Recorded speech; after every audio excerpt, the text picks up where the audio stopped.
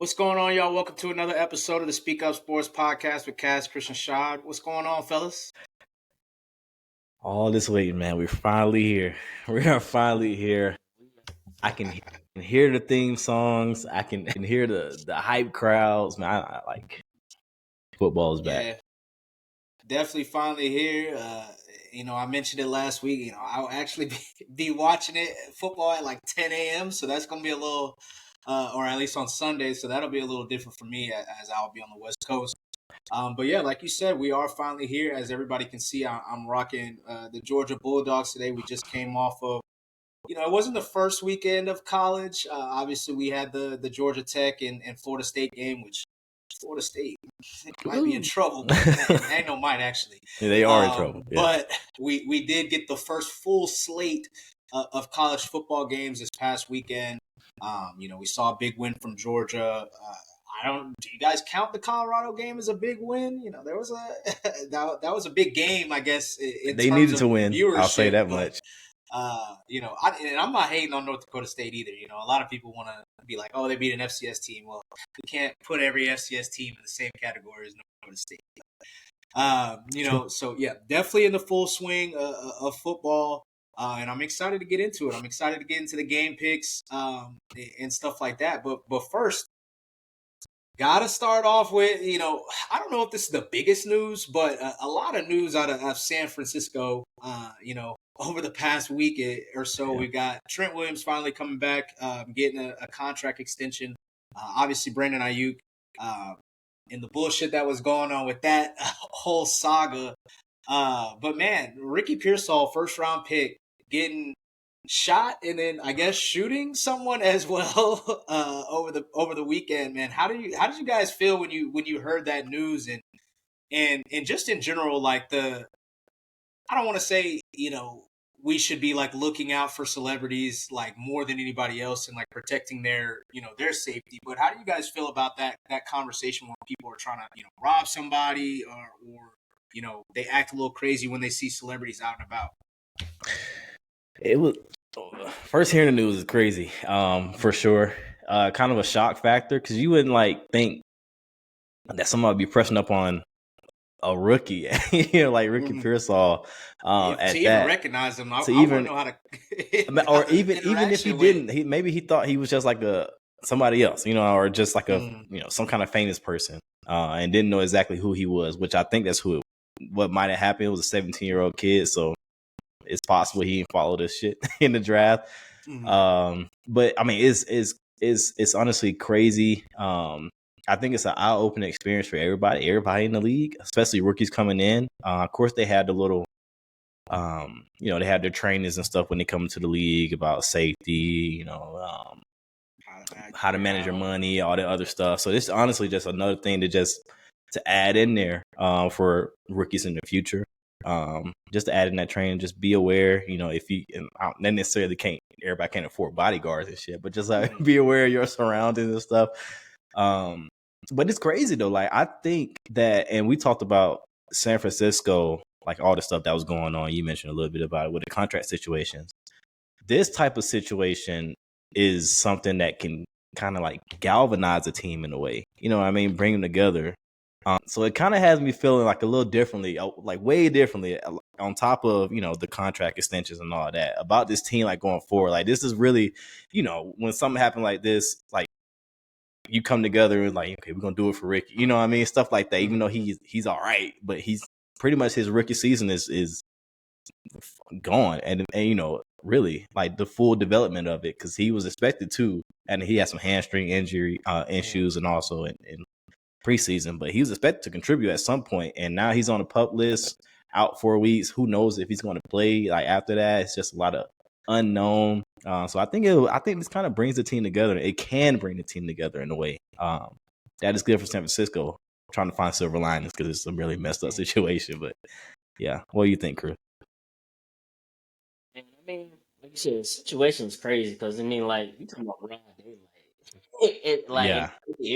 I even know like it was nighttime or he went to his car in the back alley or something like that. I'm talking about this broad daylight. And usually you hear about, like this happen to NFL players usually it's like home invasion type robbery or Mm-hmm. that. But I mean, example, the Washington Commanders rookie at the time, yeah, he got shot or whatever, and it's just, I mean, like you said, Kat, like what can you do? Like this is a whole rookie. Like I don't think majority of people, wouldn't recognize him in general. So this just happened. So I mean, that can happen Mm-hmm. anywhere. I mean, it's an unfortunate situation, but like you said, they teach, they do teach rookies like how to move and all that. And I don't think he was doing nothing crazy. It just Nah, yeah. He was going to a signing event, I think. So Yeah. And and like you said, Brian Robinson Jr. That actually before we, I broached the question. That wasn't even a thought that came in my mind. But when Kaz started talking, I thought about it, and I was like, damn, like that's something that just happened like 2 years ago. And then obviously, Washington has history with losing, a player in Sean Taylor, to violence as well. So, it's just it is really tough. Like it's like, bro, what, it gets nasty because obviously it's an election year, so people are trying to put the political stuff and stuff like that into it, which is it's just super unnecessary. But it's just like, bruh, what has to go wrong, for a 17-year-old kid at that, to try to do that, and then luckily Ricky didn't lose his life, because now if you did recognize him, then that's one thing. But if you don't recognize him, and now it's everywhere, like, it's one thing to, to do something to somebody, and maybe he gets hurt, maybe he loses his life. And it's just, not to talk down on anybody or like say anybody's life doesn't matter or anything like that. But it's different when it is just, your regular guy. Like, if that was to happen to me, we would have never heard about it. Right. You know what I'm saying? Like if we would have never heard about it. But, for it to happen to an NFL rookie, a first-round pick at that in San Francisco is kind of crazy, and it's just sad, man. It's really sad. But like you said, Cass, it is something. I mean, we all saw how it was after Brian Robinson. He had his issue. Obviously, the legendary walkout to the Minimen song. I mean, that video goes viral like every three months. It feels like. So I am sure we're going to see something like that for Ricky, especially because it's going to be obviously his debut. It sounds. I mean, he was out of the hospital either that same day or the next day. They said he was back working out and practicing. Well, I don't know about practicing, but definitely back working out yesterday. So maybe he is back, week 5 after those first 4 weeks. We'll see how he gets, an opportunity to kind of get back into the game. I don't know how injured he was, because it did say it went through his chest and came. What did it say? It came out of his back too? Yeah, it went straight through. So that was the good thing about it. A whole bunch of stuff in it. Just, yeah. I mean, that's what you think about. It's like, it's crazy. Like where you shot him at literally could have killed him. For sure. Off rip. Or you could have been killed because they said he hit him back or something. Yeah. I don't really know how that happened, but they said he hit him back too. So it's like, and now at 17, probably because there's going to be so much publicity about it, his life is probably ruined. That shit over. Well, not probably. It's definitely ruined. But, who knows? Yeah. It's probably going to be a lot longer than, he might have gotten it for just an attempted robbery. But, sad situation. But to move into a little bit more positive news, obviously Trent Williams came back to the San Francisco 49ers. Shout out Trent Richardson, but I'm not going to lie, my boy. I don't know if the 49ers want you on their squad. I'm not sure. No disrespect, but, we seen your time. So Trent Williams, obviously coming back, getting his contract extension. He mentioned that part of a reason for him coming back was, partly due to the stuff that happened to Ricky. But what do you guys think?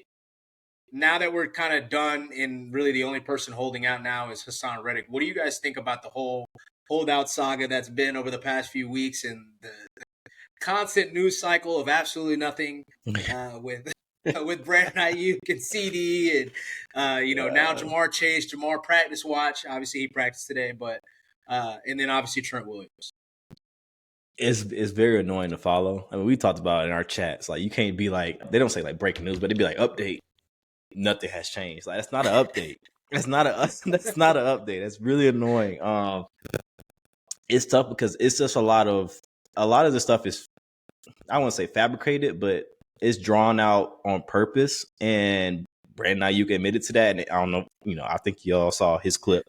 But what he said, that he made it difficult on his side the last few weeks. So it's like a lot of that stuff, you try to tune it out because that stuff is really just, they're just toying with each other. You know what I mean? At the end of the day, it really, at the end of the day, 9 times out of 10, they do end up back. Now, Hassan Reddick, I don't know what the fuck they got going on.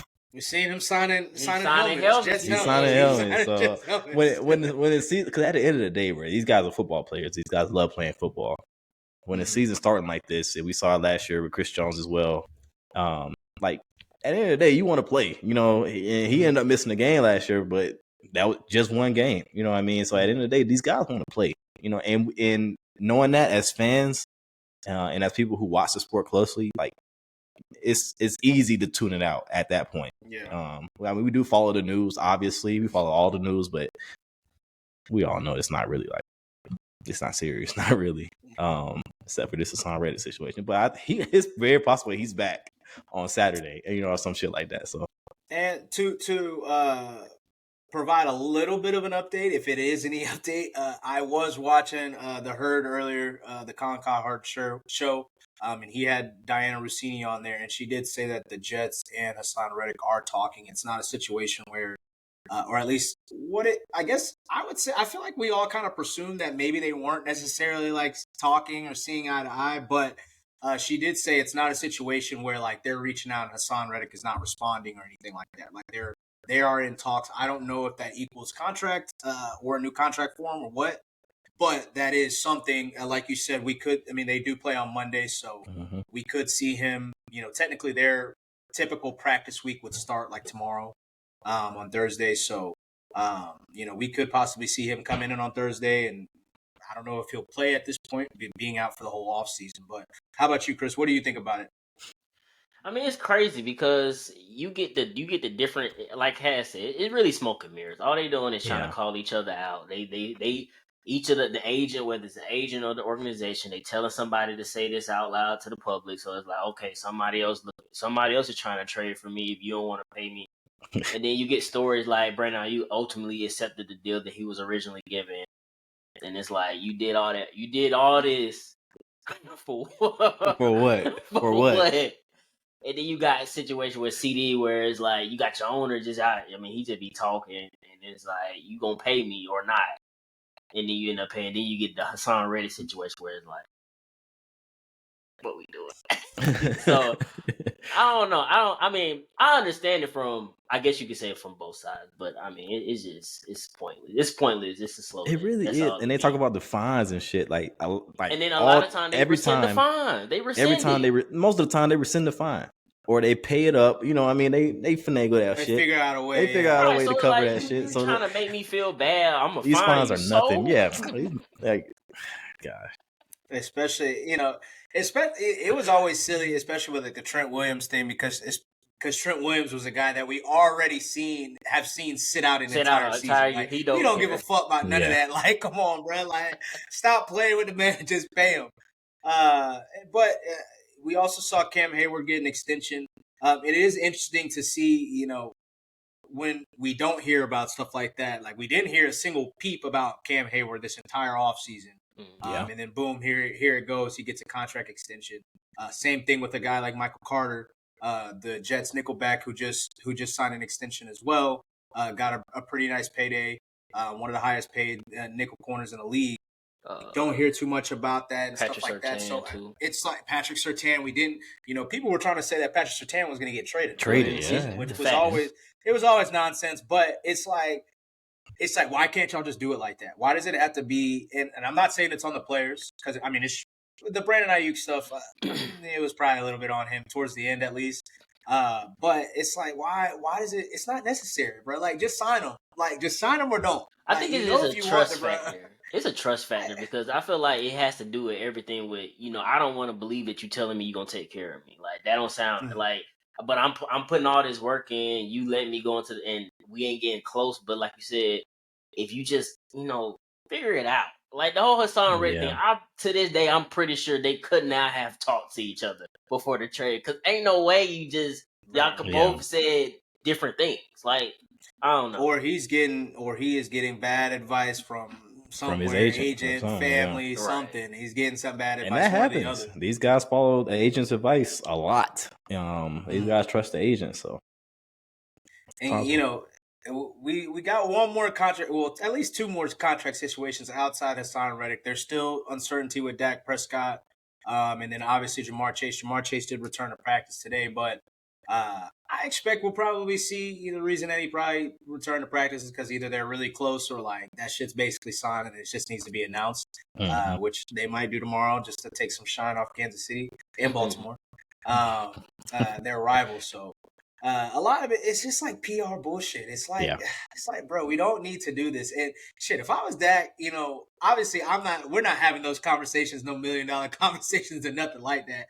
But shit, if I'm a quarterback, for sure, I would be like, look, y'all got till tomorrow, nigga. If y'all, not necessarily like tomorrow, but like, I'd be like, bro, y'all got a week. If you not coming to this number in a week, we're not doing all this extra talking. Like this, if you don't meet this number by the end of this week, I'm out. I'm not gonna I'll be good. I ain't gonna say nothing in the media, but I'm out, and that's it. I really feel like that's his mentality right now. He like, okay, I have no trade clause. I mean, I ain't got no trade clause. I don't have you can't tag me again. That's fine. That's fine. Keep talking. Somebody go pay me. Don't worry about it. See how y'all do next year trying to find a quarterback. Even with the tag, if I was a quarterback and I knew I was nice or like Dak, I mean, I don't. Obviously, we've talked about it. I don't necessarily think of Dak is a super elite quarterback, but obviously he's a competent quarterback enough that he deserves to be paid consistently and stay paid and stay on the team and stay as a starter in this league. Ain't no tag. I'll be like, bro, if you tag me once, you will not be signing me to a long-term contract. So you guys make the decision now. You can play this game. I don't know. Like I said, I don't know how them conversations go, but I was like, we can play this game. I was like, look, if you got to that first tag, if I don't have a contract and y'all tag me, it's over. We're not negotiating nothing else. Not next year. You can tag me again next year, but guess what? After that, I'm gone. That's it. But hey, that's just me. But I might feel different if I'm having those $1 million conversations. We can go ahead before we get into our game picks. We can go ahead and hop into as we get into the season. Hop into a couple breakout stars that we have both offensively and defensively that we expect to make that next jump in this year. I don't know about you guys. I didn't take a rookie just because I felt like that was a little bit, what are you breaking out from? Like college? We don't know what you're going to look like. But I did. I have two right now defensively. We'll get into that in a second. But, I felt a little bit of it was cheating. So I'm excited to hear who you guys have. Last year, I don't know if we hit on any of them. For real. I don't think so, honestly. Sad to say. I know Alec Pierce was one of mine, and I mean, not to say that he had a bad season, but I mean, it wasn't a breakout. You lose your quarterback, it wasn't a breakout. But with that being said, let lead us off, Chris. What you got for defense? I'm gonna go in my division, and I'm gonna pick Kayvon Thibodeau. I feel like he has not lived up to his draft status. But I feel like with the addition of Brian Burns, that's going to alleviate some pressure on him to be able to rush the passer and do much better. Plus, he got Dexter Lawrence, so I expect that defense to be pretty solid in general. Obviously, I don't think the offense is going to be that good, but I think this is posed for him to, actually turn up. So we're going to see. I'm giving him the benefit of the doubt. I like that one a lot. I like that one. He was on the board. He was on the board for me as well. And stay with the. Oh, okay, go ahead. I was gonna go offense, but go ahead. Go ahead. Offensively, Cass hit on this the other week, so I thought about it, but I'm gonna go with the Detroit line receiver, Jamison Williams. We all talked about this. We haven't seen what we expected for him yet. I know he got suspended last year. Year before that, he was a rookie. But he hasn't lived up to what we expected him to be. So I feel like this is a make it or break year for him. Like you need to go out there and show something. Show something. So I'm gonna give him also a breakout chance. Yeah. And they've got a true number one receiver. Obviously, he just got paid like a true number one. Got a tight end in Sam Laporta that obviously, could make a strong argument he was the best tight end in the league last year. So yeah, it's pole position for him to break out. People were thinking that he was gonna have a Tariq Hill type impact, right. Granted, the times that we have seen him, have good plays, it's been like, big plays. Them boys can't keep up with him clearly. You know what I'm saying? So, he had a huge play against San Francisco in the playoffs too. So, yeah. So, I'm hoping to see a big year from him. That. He was definitely one of mine. But because I brought him up already, I didn't choose him. But yeah, they need him to break out too, honestly. Of course, with Josh Reynolds leaving, and of course they signed a couple of receivers. They got Tim Patrick over there, but they're trying to find it. Still trying to find it. Yeah. So I like that one. All right, I'll go. Say you, Cass. My defense, I got a couple of first round picks from last year. I start on defense with Lucas Van Ness from the Packers. Now, I think this is an opportunity for him. I think they got a new coordinator coming in. Opportunity for him to kind of just step up and show why he was drafted so early. He has all the skills, all the talent, that you can have, and he had a good preseason. So I'm expecting that pass rush for the Packers to be pretty legit between him and Rashawn Gary, and let's see, and then offense. I got Jackson Smith and Jigba, which is not a surprise. We talked about him a lot, this offseason, but I'm expecting him to take that jump and be, if not number one, definitely number two option. Kind of climb above Tyler Lockett and possibly climb above DK as well. Again, he has all the talent you want. Drafted first round, number 20 overall.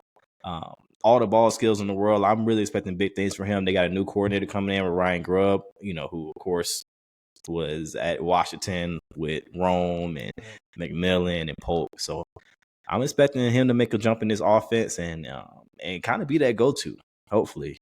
He's on my fantasy team, too, so I really want that to happen.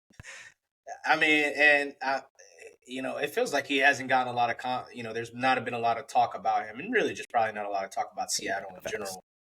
But for all the Ohio State receivers in the league, he was technically the best one. Not really technically, he was. He was the best. He was the best one on the team. On a team full of Garrett Wilson, Marvin Harrison, Chris Olave. So definitely a breakout, and then Lucas as well. Young Packers defense. That I think they can only go up from here. Obviously I was high on him. So yeah. We'll keep it there, but who you got? I like that. So, who I got? So, I actually didn't. None of them are first round picks. Well, kind of. So, the reason that I went with two defensive breakouts is because I felt like one was kind of cheating a little bit, and that one being Derek Brown, defensive tackle for the Panthers. Reason being, he was obviously a Pro Bowler last year. I want to say he might have even been a Pro Bowl replacement, but he very well could have been on an All-Pro team at the defensive tackle position. But I feel like a lot of people, especially because of how the Panthers have been, recently, especially last year, and the dysfunction that was going on in that organization, there's been a lot more talk about the ownership than there's been about the actual players on the team. So I don't know if a lot of people know about Derek Brown. So that's the reason that I picked two, because him already being a Pro Bowler, he kind of already broke out, but But for my second defensive breakout, or maybe the true defensive breakout, I picked Trenton Simpson, linebacker that's going to be replacing Patrick Queen with the Steelers. Or obviously Patrick Queen departed to go to the Steelers, but Trenton Simpson, he got a little bit of burn towards the end of the season with the Baltimore Ravens last year. We saw the jump. We knew Patrick Queen he had a lot of hype coming in, obviously from that championship LSU team. And then he didn't necessarily have the best start to his career. And then once Roquan came over, we saw everything click. I think that Roquan will help a lot with the development, not necessarily him specifically, like teaching him anything like that, but just his presence on the field will help a lot with the development of Trent Simpson. And I think that we kind of see him. And then Zachary Orr, I'm a little bit high on him as a defensive coordinator. I know a lot of people are like, Mike McDonald went to Seattle, so there could be some drop off there. Zachary Orr was one of my favorite players in the league when he played. I played linebacker in high school, so I'm a little partial to linebackers, and he was one of my absolute favorites. So this is pure like stand-in, not any type of true analysis. So I'm just very high on Zachary Orr. So I'm excited to see what the Ravens do this year. And then offensively, I'm honestly kind of surprised that nobody mentioned this and kind of leaned this way, but Khalil Shakir, 241 targets opened up with Stephon Diggs and Gabe Davis leaving the Buffalo Bills. So, I mean, it's ripe for the taking for him. Obviously, Dalton Kincaid will eat a lot of those targets up. A lot of people are probably expecting Keon Coleman to kind of be that guy, given that he was a high second round pick, they got him in the second round. And then, his personality and everything that's kind of come since the draft, a lot of people are high on him. And then obviously how he started in college last year before, the injury to Jordan Travis, which back to the FSU stuff from the start. Should we give Jordan Travis some Heisman love? Because goddamn, what the and should we be talking about him a little bit more, backing up Aaron Rodgers in Green Bay? I mean, with New York. Honestly, this day, the bottom fell out when he got hurt. So I mean, literally, facts. And still, we see the drop-off at QB right now. But, to continue on with Khalil Shakir, man, 45 targets last year. Like I said, 240 will open up with Stephon and Gabe Davis being gone. Maybe they're not as pass-heavy, but still 45 targets, 39 receptions. So only, 6 targets that didn't go for a reception for him. And 600 yards. I could definitely see that. I mean, the targets is definitely going to double. And maybe we see him break out and get 1,000, maybe even 1,200 yards next year with Josh Allen, and kind of coming into the season as a number one option. I like that one a lot. I think they're going to be very creative with how they use him, exactly. and they can be now, honestly, by having two big threats like Kincaid and just physically Coleman on the outside. So yeah. Yeah, so I'm excited. Hopefully, at least one of us nails something. I mean, I don't know. I'm not going to count Derek Brown if he has another great season, but hopefully one of us catch a breakout this year. But man, 24 hours, almost 24, exactly 24 hours from right now, we will see the first game of the season. Banner day for the Kansas City Chiefs, back-to-back years opening up the season. So let's go ahead and get into our game picks. Last game we saw from Baltimore was obviously versus Kansas City. That's going to be the first game that we start off with in these game picks. So Kansas City, Baltimore, who you got and why? Go ahead, Chris. Interesting. I'm gonna take Baltimore. I just think that like the Chiefs, they usually come out slow. I mean, it's banner night. They just repeated. They feeling good. Baltimore coming there feeling like they got something to prove. I know it's just a regular season, but I mean, you still got that stank from last year. So I mean, you just got to come out there, come with it. Thanks. I mean, even again, like I said, it's a regular season, but if you come out there and dominate, that's a statement game to me. That's the league. No, I'm serious. You're trying to win something this year, so I'm expecting them to come out and have a statement game. Plus 10, something like that. Okay. Yeah, 10-point win. Okay. The Kansas City did lose opening game last year. As Cass mentioned, Chris Jones was out, so and that's when the drop started. So that pick six. But Cass, who you got, man? You know what? Kelsey also missed that game too last year too. I'm gonna go with Kansas City in this one, and I'm the complete opposite of you, Chris. I think they win kind of convincingly. I think it'll be 10 points or more. I think Andy Reid's gonna draw up some shit to really take advantage of that Baltimore defense, kind of see what they're about under a new coordinator, which But no, I got Kansas City trying to make a statement in this one, and I have them having a great year this year, especially compared to last year. I think they started off right with this dub. Okay. Yeah, man, this was tough. Obviously, the Super Bowl champions. I was riding high with Baltimore all last year, and I'm doing it again. I'm thinking Baltimore in this game. I'm very, very, very nervous, especially after how confident I was last year. I'm very nervous about it. But like Chris said, wanted to make a statement. I do think that Hollywood Brown not playing and then having a heavy reliance on Xavier Worthy to kind of be that, take the top off and be the deep threat and be, kind of usher. I think a lot of people were expecting Kansas City to be very explosive this year. Not sure if that's going to happen immediately, and maybe they kind of graduate into that. And Baltimore last year, Baltimore dominated. I don't want to say dominated, but they, after those first couple drives for the Chiefs could really, they were like getting suffocated by Baltimore defense. Obviously, yeah. Obviously, once again, the defensive coordinator change. There's been some player losses, Jadeveon Clowney, Patrick Queen, to name a few.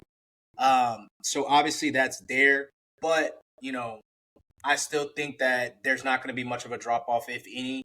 And then Derrick Henry kind of makes some noise, and then we get Zay Flowers has an opportunity to redeem himself as well. It was also the first game, if I remember correctly, it was the first game back from Mark Andrews coming off an injury, and he really didn't make any noise in that game. So I'm thinking that with Mark Andrews kind of being fully healthy, the Derrick Henry factor, Zay Flowers, oh God, please, the nightmare of Snead is no longer there. Please, brother. Please. Please, because you ruined my whole conference championship Sunday, my nigga. Yeah, that's facts. Man, I'm not even a Ravens fan, bro. But I'm rocking with the Ravens. But like I said, I am not going to go with the convincingly. I'm going to go with the Justin Tucker getting his little revenge from the pregame snafu with him and Pat and Travis in the playoffs game. So now I'm thinking it's going to be a great opening game to start the season. But this season, we get another opening game on Friday in Brazil. Good, that's got a little bit of it feels like it hasn't, there's not a lot of excitement from the players to actually play there. I don't know if there's ever really excitement from players to play in like a Germany or Brazil or wherever else they play. But, there's seemingly a lot of rules there for the Eagles and Green Bay Packers playing in Brazil on Friday. But who you guys got? Man, I got the Eagles, man. Ain't even no question, bro. We gotta come out there. I think it's gonna be a high scoring game, though. I'm at this point, I don't know about our defense. Only time will tell. I do like the pieces that we added. I like our draft picks, but we gotta see them put it together, man. Last year shit wasn't good, so I'm looking forward to them righting the ship. So I got the Eagles. I also wanted to speak on the whole. A lot of players. I think the biggest issue is that you just took away one of our home games, and to play somebody like the Packers at your own home stadium actually would mean something more than just playing. I think if it would have been any other team, it probably wouldn't be too much noise. But to lose a home game, then to the Packers, the country's kind of crazy. But good. I get that. But yeah, I also got the Eagles. Like I said last week in my prediction, I do think Green Bay takes a little bit of a step back. And I think that'll start with a little bit of a slow start again. I'm expecting the Eagles to make some noise in this one. They know all the talk that's been this offseason, especially with Jalen Hurts and Nick Sirianni. So I'm expecting them to come out early. They got a long weekend after this. Come out early, get a dub. Quiet the noise and you got an extended week because you play Monday night in week 2. So it's a lot of time off. You don't want to have all that noise simmering from a loss here. You really don't, honestly. So I think they know that and try to avoid that. I do find it interesting that they both went out on Wednesday. They only going to have like a walkthrough tomorrow and then play on Friday. I don't know. They say immediately after the game they get on the plane. They heading out. So very interesting way to do a trip abroad. You know what I mean? But whatever. This is when the money grab is it gets a little unethical in my opinion. Like, is it really that deep for the viewership in Brazil that you got to fear for the players' safety, that you need to fly them out the moment that the game ends, thinking it hurt? I don't know. But hey, you don't want them walking around. God, you guys both picking the Eagles. Making me want to pick Green Bay real bad, but I also went with the Eagles Oh, wow. just because I think they're going to be more desperate for a win than Green Bay. Like you guys said, obviously there's been a lot of noise about the Eagles. Two new coordinators again coming in. Obviously these aren't first time play callers, but two new coordinators, so there's going to be a little bit of adjustment. I actually think the Packers will probably be leading 99% of the game, and maybe the Eagles come back in the end. The Packers also excel offensively, where the Eagles kind of struggle in terms of the Eagles are, even last year, they were still a good pass rush. And then their back end kind of lacked, but the year before, obviously, they were a dominant pass rushing team, and the Eagles are, the Packers seemingly always have a good offensive line, especially pass blocking at least. So I do think that Jordan Love will get off pause for for a little bit to start the game, and then similar to the last game that we saw from him, the Eagles kind of walk him down, and we get another, I guess, back-to-back games with a game-winning field goal from Jake. I hope so. Yeah, I mean, rocking with the Eagles, and good game. That'll be a good game. I don't care. Hey, we already, last week we talked about the Tech FSU game kind of being the start to a great season, and I think we had a lot of great games this past for college football. So it's I think we're in store for a great season just overall with both college and the NFL. I feel like last year we there was a lot of weeks that we talked about, hey man, this ain't it for the primetime games. Yeah, But that's facts. that's been fast. We truly got to treat this. KC, Baltimore, obviously we just talked about. Philly, Green Bay on Friday. Sunday Night Football, which we're about to get into now, is Detroit and the Rams. And then rounding off the week with San Fran and the Jets. You can't ask for anything better than that. Hopefully Aaron Rodgers doesn't, something like that doesn't happen to any of those players. Even though that Jets Monday Night Buffalo game was actually pretty good, went to overtime, but, it wasn't the same. But with that being said, Detroit versus the Rams, obviously a rematch of the playoff game. Matt Stafford back in Detroit again. Who you guys got and why? I got the Rams. I think this is again one of them revenge games. They knocked them out of the playoffs. It's going to be a good game. I think this is another, like you said, this is another good game. It's a good Sunday night game to have. It's going to be a little back and forth action, but I think the Rams, their young defense, going to show up.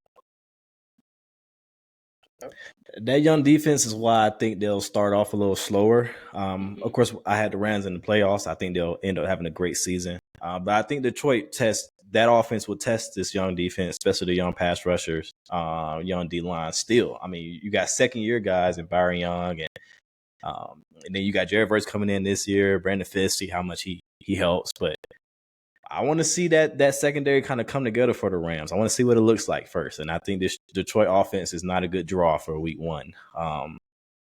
So I got Detroit at home.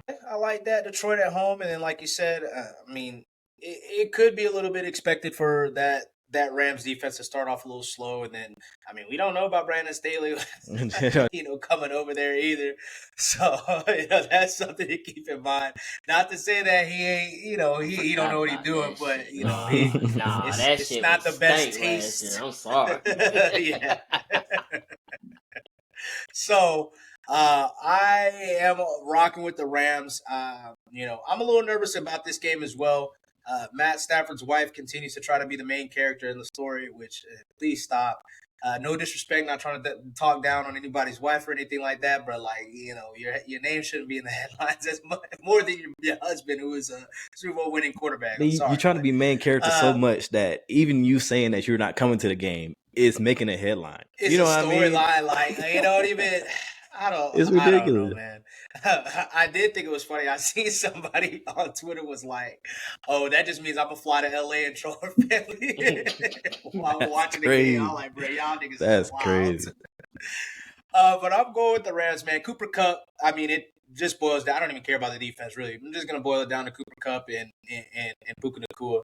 Obviously with Matt Stafford, and I just think it's gonna be the first true game. I mean, obviously they played last year together, but when you come into the season with a hamstring or a soft tissue injury, it's going to be, ailing you the whole season. And I don't think that Cooper Kupp was fully right last year. I think he comes into this season fully right. And I think it's going to be fireworks, definitely between that. And I don't know if I want to say another game that comes down to a game with a field goal, but I could see it coming down to a Jared Goff interception. That's fair. I think this will be the best game out of the whole weekend. Honestly, I'm expecting it to be. A good test for Detroit's new additions, Carlton Davis, their draft picks, Arnold and Rakestraw going against that offense. So I'm excited for this game for sure. Yep, it's definitely going to be a good one. Rounding off the primetime games, Monday Night Football, the return of Aaron Rodgers. I guess the return of Trent Williams and the return of Brandon Ayuk to that team as well in San Fran. But San Fran versus New York Jets. Who you guys got? It's in San Fran, but who you guys got and why? With the Jets, I just think the San Fran going to start off slow with their players, missing, and then some of their players are injured, coming back from injury. I just think they're going to start off slow. I don't think it's going to be a bad game by them, but it's not going to be up to their normal standards of how they play normally. So, and I think the Jets going to try to make a statement like, "Hey, we got our boy back. Like we really could do something." And their defense is elite. So I got the Jets. This is a tough one. It's a lot of unknown in this. You don't know how Aaron Rodgers is going to look. You don't know how the Jets overall are going to look. On paper, they look great. You know what I mean? But we'll see if it all comes together, especially in the first game. But I'm going to go San Francisco. There are a lot of question marks, of course, about how quickly they can get everything back in gelling. Seems like Christian McCaffrey was, I don't know if he was a full participant in practice, but he's definitely back. So I don't expect too many limitations on him. So I think this is a season, honestly, and we've seen it with Christian McCaffrey in the past, especially in Carolina, where he battled those injuries, and he's been on a good run with San Francisco. But at 29 years old, we'll see if that shit catches up to him. These first couple of games are huge for them to take advantage and make sure that you win the games that he is healthy for you, just in case they have some injuries pop up later in the season. So I got San Francisco. And I'm also, interested to know if that's also why the 49ers were kind of putting their starters out throughout the entirety of the preseason with, the injuries. I mean, with Trent Williams being out, with Christian McCaffrey being out, obviously Ayuk was out there. They kind of was running out of skeleton crew with him out there. So I'm wondering if that was just another step. Because, I mean, as great of a season as he had last year was really his only full season. I know he's been in the league for 2 seasons, but last year was his only full season. He was coming off of injury last year. So, it's just another year and step for his development. But I chose the Jets once again, very nervously on this one. But this is going to be a really good game, not only in terms of the on-field, but in terms of the off-field storylines. Robert Saleh obviously returning to San Fran and going against, his, I guess, technically former head coach. I don't, it kind of sounds weird since they're on the same coaching staff, but, going against some of the same coaching staff, the same coaches that he was on the same staff with. One of the reasons that I was a little nervous about it is because we have seen Kyle Shanahan versus Dan Quinn a few times, and Dan Quinn was, they locked him up, one game, but all the rest of the other games, it ain't been great. So I'm a little nervous there with that and Kyle, having that knowledge. But I think that goes both sides. Robert Saleh has the knowledge of Kyle, how he likes to run things. They have the defense to kind of dominate up front, especially with Trent Williams coming back, this week. And then Aaron Rodgers returning home to California, returning to Monday Night Football, wants to make a statement, and I think he does. I think Aaron Rodgers has a great game to start the season off, and, that leads into a lot of questions about the San Francisco 49ers after week 1, and a lot of the Jets are going to go to the Super Bowl next week. That's fair. Either way, I'm here for it. So let's go. Yeah, facts. But moving to some of the I don't want to say lesser games, but the games not on prime time, the 1 o'clock games, 4:05 games. Um, Jacksonville versus Miami.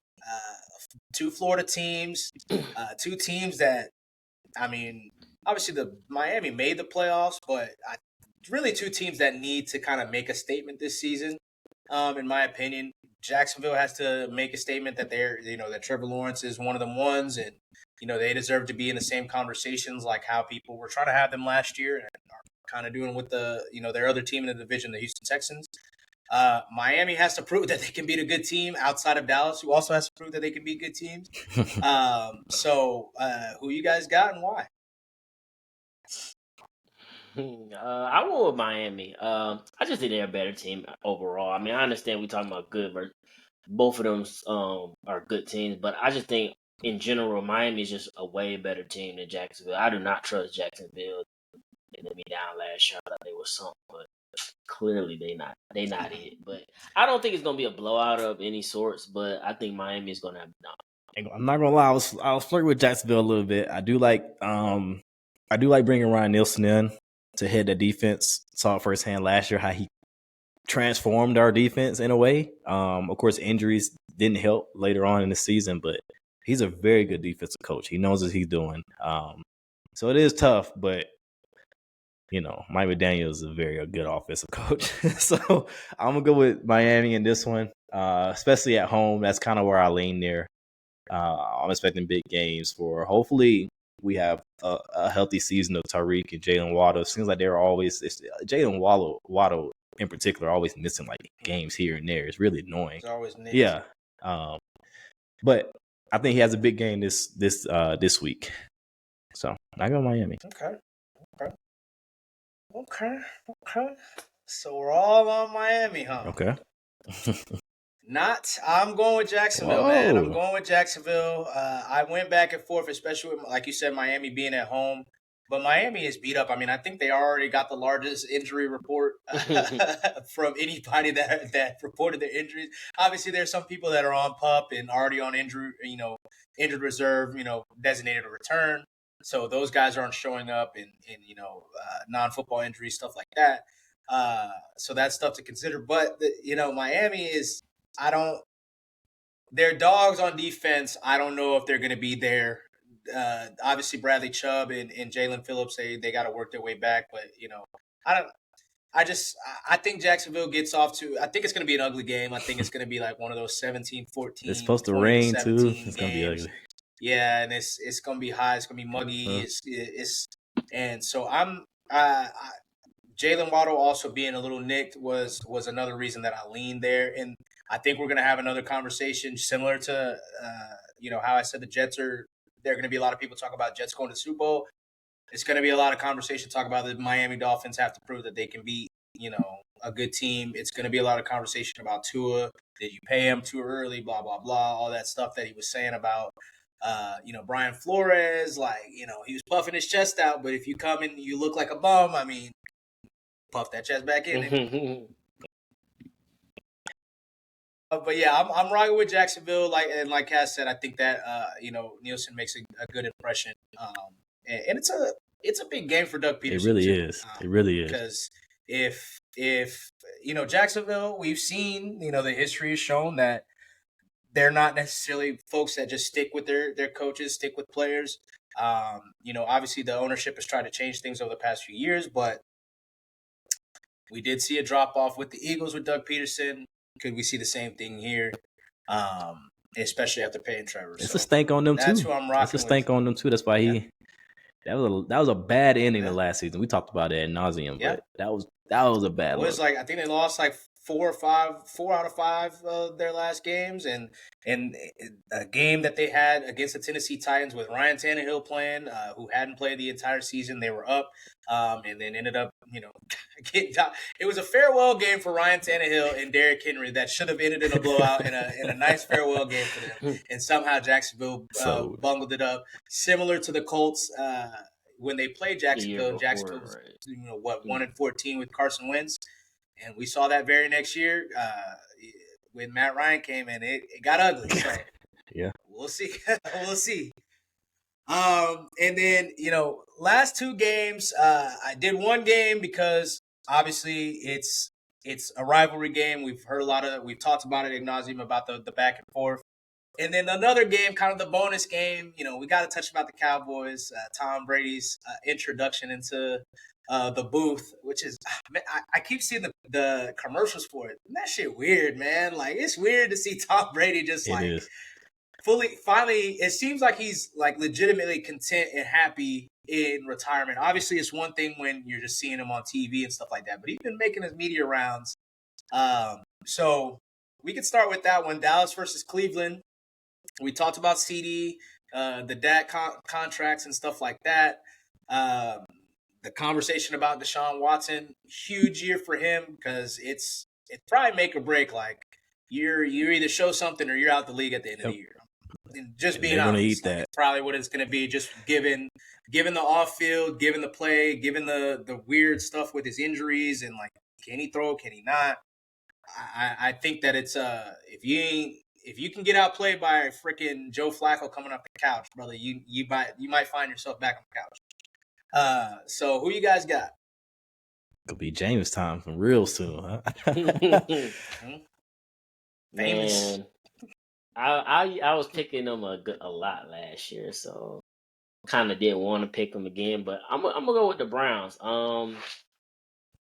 I think they're going to lean heavy on the run game. I don't know. I'm not too certain that they're going. I know they don't have Nick Chubb or whatever. They do have Jerome Ford, who actually did pretty well with them last year. I just don't know if they trust Deshaun. I mean, he hasn't shown nothing at all since he's been back. But I do believe in their defense, as y'all well know. So I think their defense is going to keep them in the game, and with that running game that they do have, that's going to take them on.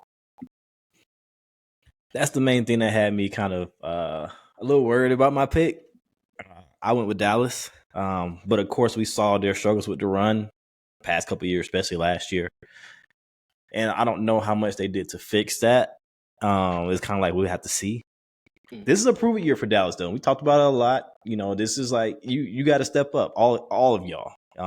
Mike Zimmerman had comments saying that he wants to make sure that people still know that he still got it, that he still belongs. And again, you're on a 1-year contract, same as your head coach. Like, you don't have time to play around this season. And I don't think you want to start off, especially with Dallas, with that media. You don't want to start off 0-1.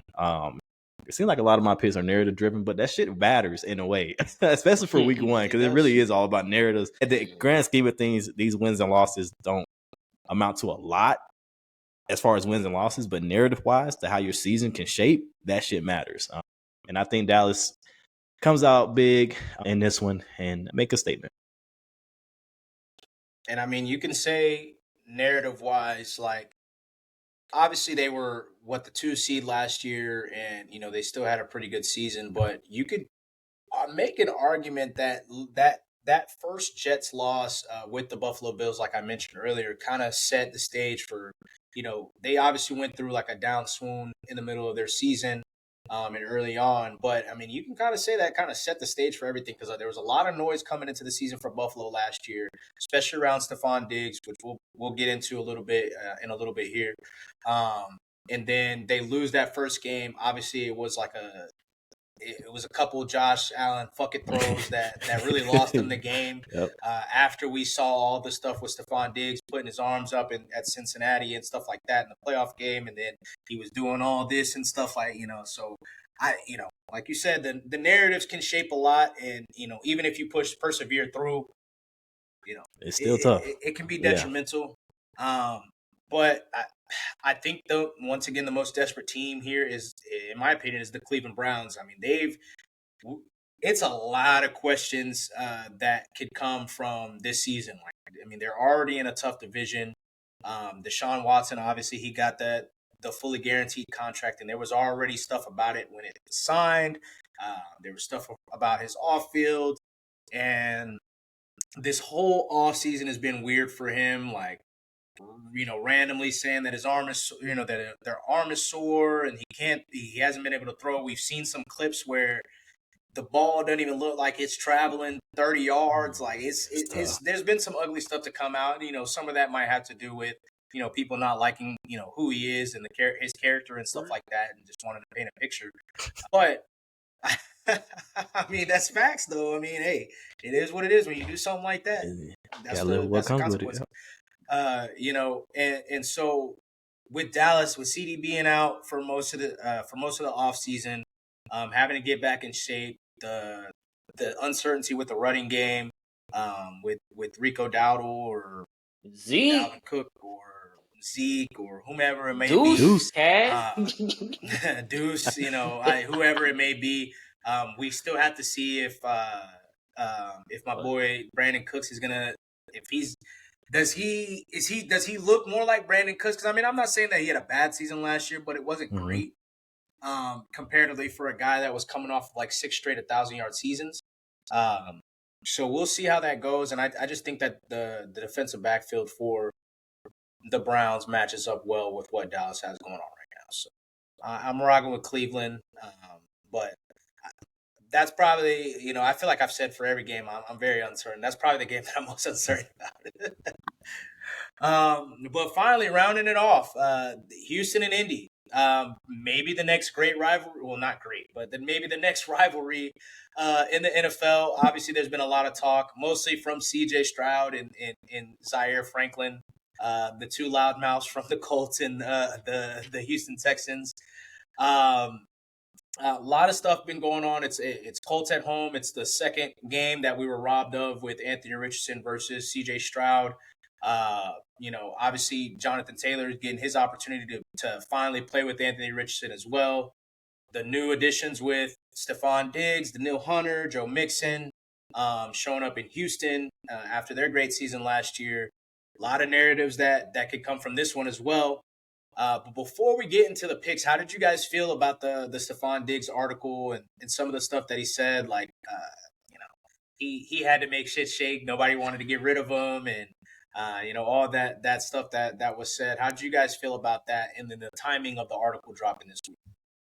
That was my main thing. The timing of the article was very suspicious. I don't know who was kind of in control of that, but that's not what you want, especially after the offseason that you had last year, and kind of it seemed to kind of be turning. You got voted as a captain by your team this year with Houston, and then the article comes out that is very uncaptain-like behavior, which we all know happened. We all know he was like that there, but it was just never like, they never talked about it much. We all knew he was like that. So it's not a good look. It's not a good look heading into the season. We'll see how it goes, how it affects the team, if at all. But the thing is, like, he makes it so tough to like feel bad for him, kind of root for him in a way. Take his side. You know what I mean? He makes it very, very tough, because I like Stephon Diggs as a player. I really do. I like his talent, but like, goodness gracious, dude! Like you only got so many. And then you also had your brother last year coming out that and saying stuff. Yeah, too. you only got so many more years. And is he 30 on the dot? I think, or 31, something like that. You only 31. you only got a couple more years in the league, dog, and you don't have much. You don't have much in the resume, to be honest with you. Like, he's had a good career. Don't get me wrong, but as far as like winning and being, the reason for that, I think you mentioned the other day, like his playoff games, is he really the one stepping up and making like these big plays? Like, he's, he has a lot to prove still. So you got to come in correct, and that was not a good article at all. Not a good quote at all.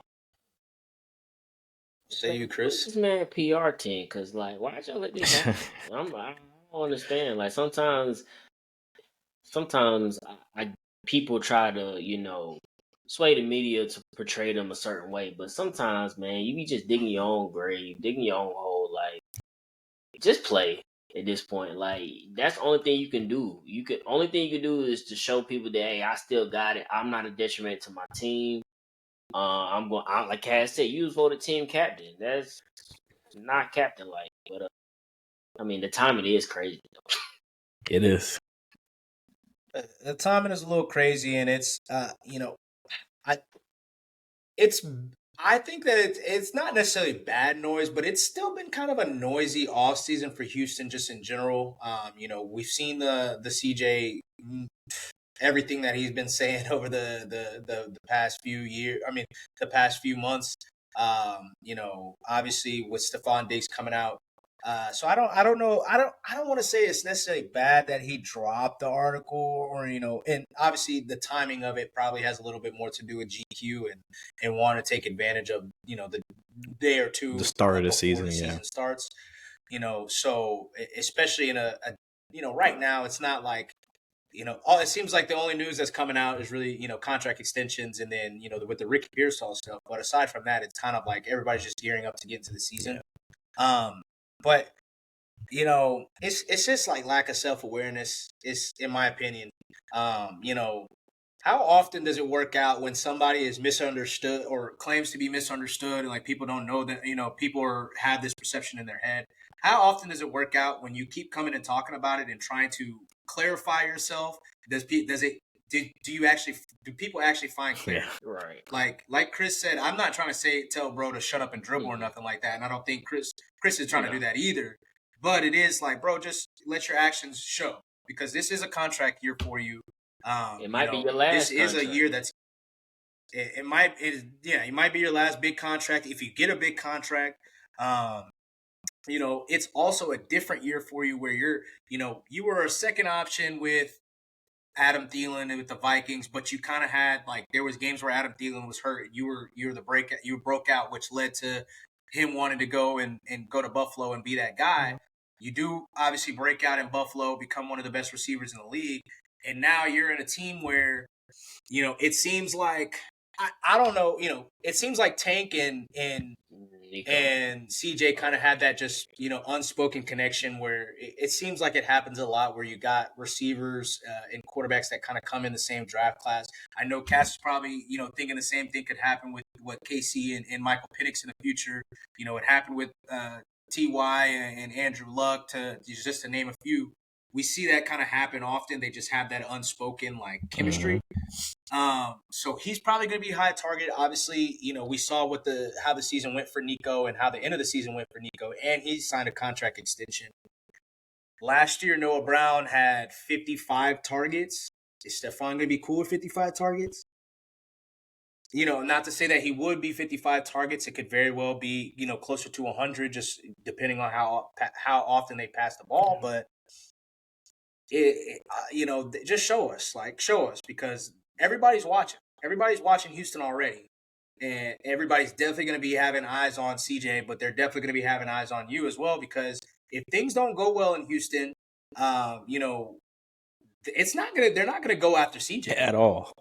At all. Mm-hmm. They're not gonna go after CJ. They're coming. They're gonna. It's gonna be right. Fingers pointing right at you. And I mentioned it. This is not a Stephon Diggs thing, but kind of. Dallas needs to be paying attention, because, like I said last year, when Trayvon came out and said that get Steph out of there, blah blah blah, he made Josh Allen there's no argument. In my opinion, I don't think anybody, even in the Dallas front office, thinks that Josh or Dak Prescott is better than Josh Allen.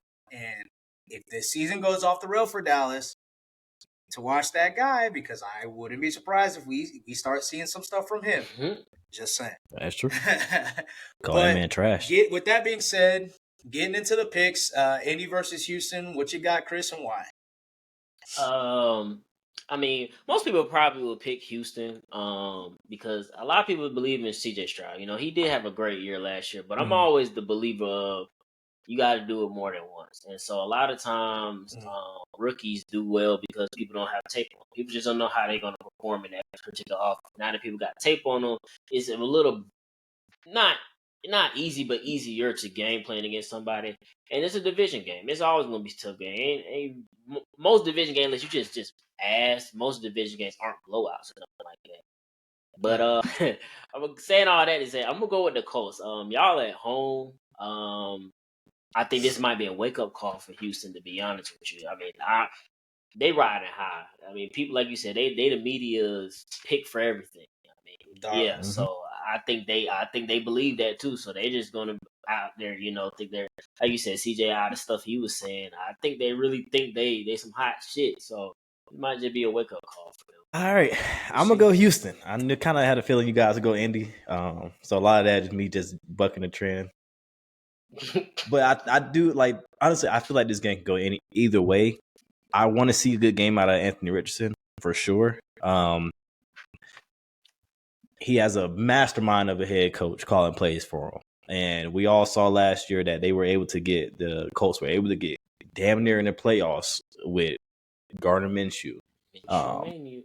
And they all know that. So it does suck that they won't have Josh Downs, who I think maybe who I think was building a connection last year with A Rich a little bit, but I mean you can't build too much of a connection with 4 games. But I do want to see a big game for him. But I'm gonna go Houston. I think they're kind of I think CJ is going to will them to a win. I think it's going to happen that way. I like the additions on defense. I like Derek Stingley Jr.'s on his accession.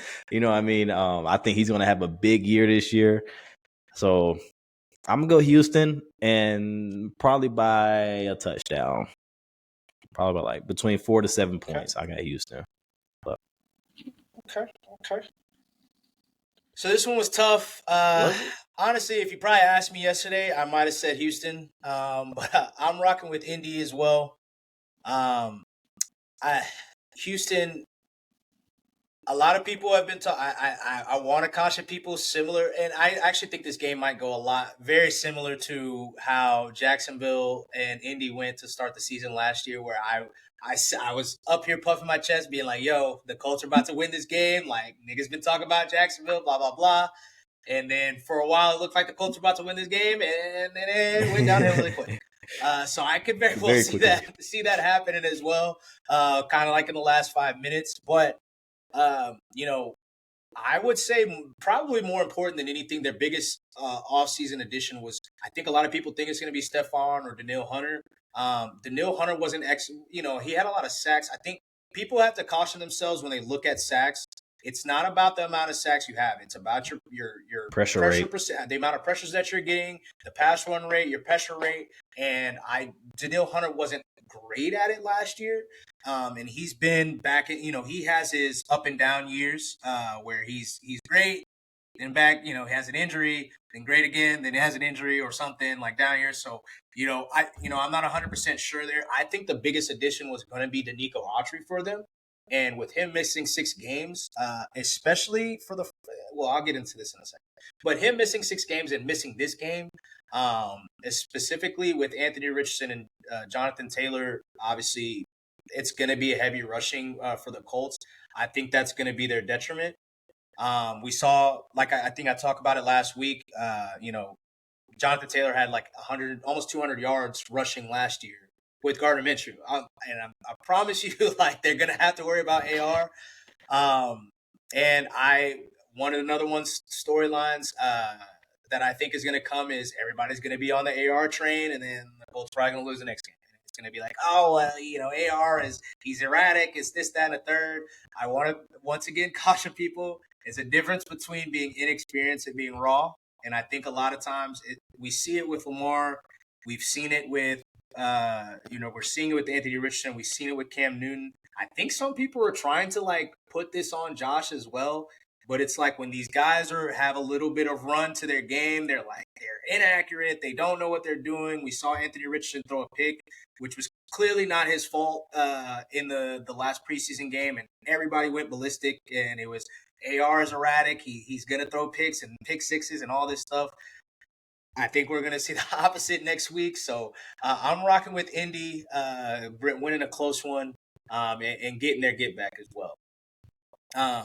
But one thing that I do want to touch on before we sign off, and I started to speak about it a little bit, I have got to change my pick from last week. I had Houston sneaking into the playoffs and my 7th seed. I am actually going to switch them with the Chargers. I think the Chargers are going to be the team that actually sneaks in, which would have my first playoff game. This is kind of an exciting one. I said I had originally had the Ravens versus Texans in a playoff rematch. Ravens versus Chargers, The brothers versus Harbaugh- brothers, in another rematch that in the Harbaugh brothers in the playoffs, in the wild card. I think everything else still shakes out the same. I had the Ravens winning that one. But they were talking about it on the show, and I mentioned this in our chat earlier today. You know, we talk about, and we do this too, you know, everybody does it. When we try to make our predictions, we're not necessarily going game by game and being like, you know, this guy, they're going to win this game. We're not doing that, you know.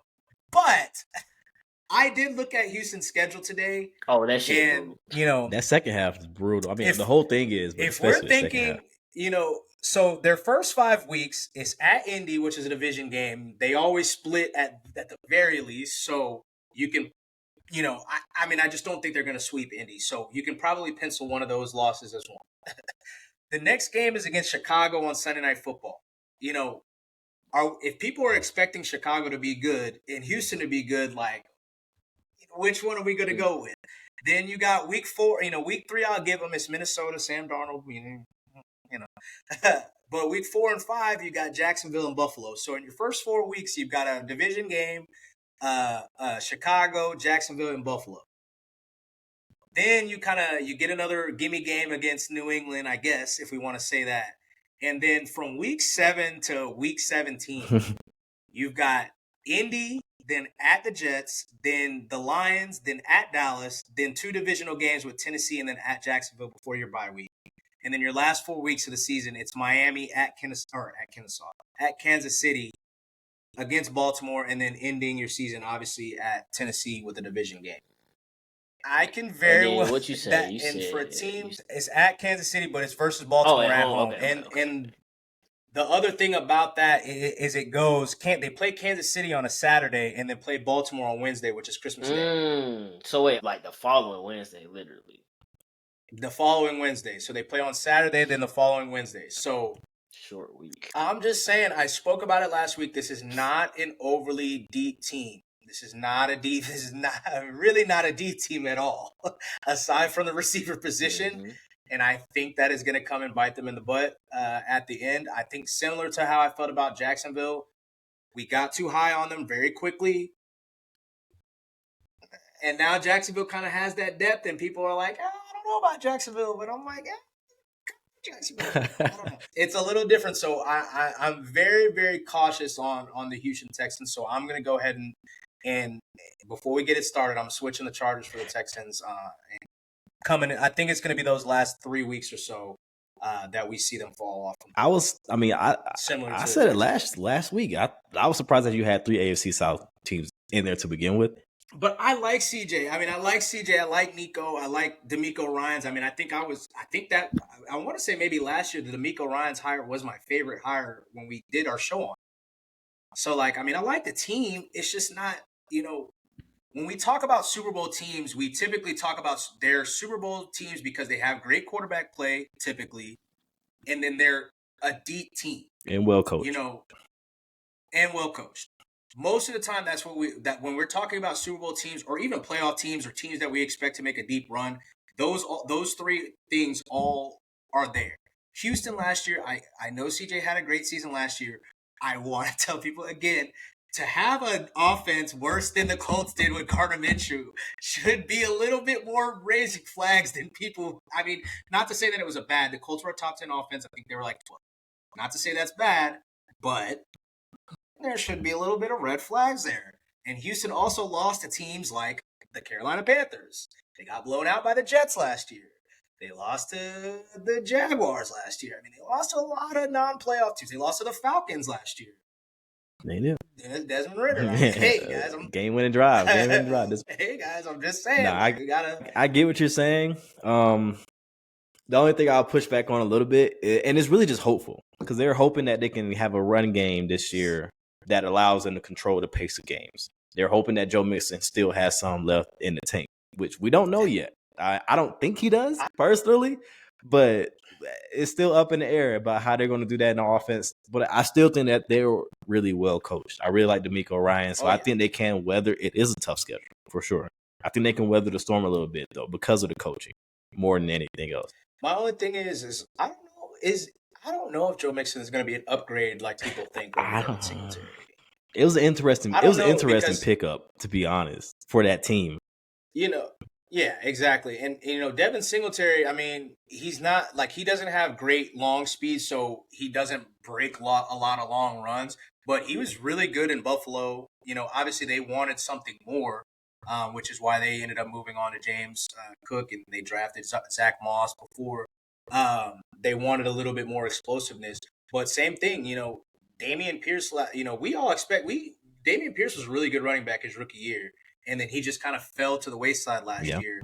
And Devin Singletary he had a lot of good games last year for Houston. So, and I don't want to disrespect Saquon either. I'm not, a lot of people are like, oh, they got rid of Saquon, blah, blah, blah. I'm not so sure that Devin Singletary is not gonna do well with the Giants either. Just saying.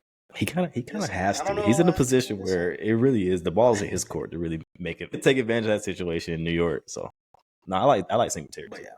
But yeah, ultimately, like I said, I do like the Texans. I mean, it might sound because I'm having questions about them. I do like the Texans overall. I just think that when we start going Super Bowl and this, that, and the third, we're more likely to see an implosion before we're more likely to see that, in my opinion. But we'll see. I'm excited. We get to finally see it tomorrow. It starts tomorrow. So big game too. I'm excited. Banner night. It's a big day. I'm sure we'll probably get some other news tomorrow because it seems like every time it's like a Sunday night, Thursday night, we get some type of decent news. Not saying any trades or anything like that. Maybe. But hey, we shall see. Hey, Chris, Baltimore must win.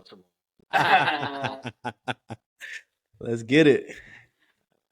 Tomorrow morning, I might be like, hey, man, Kansas City might whoop that ass. I ain't gonna lie. All these games I've been back and forth on, it's week one. The we don't first know. game of the season. Exactly. That's why exactly. Yeah, we don't know. And it's just, you gotta, it's hard to like not look at, you don't want to look at last year because it's a new season. Like, last year, half the league had hurt quarterbacks. So all of these wins might be a lot more inflated, or bad quarterback play. A lot more of these wins could be a lot more inflated than we think. Teams better than, teams that had good records that we think are going to ascend, when in reality, hey, you just play Gardner Minshew and what's up with Aiden O'Connell and Jake Browning back to back and got 3 wins. Maybe you're not that good. I'm sorry. But we shall see. We shall see. I'm excited.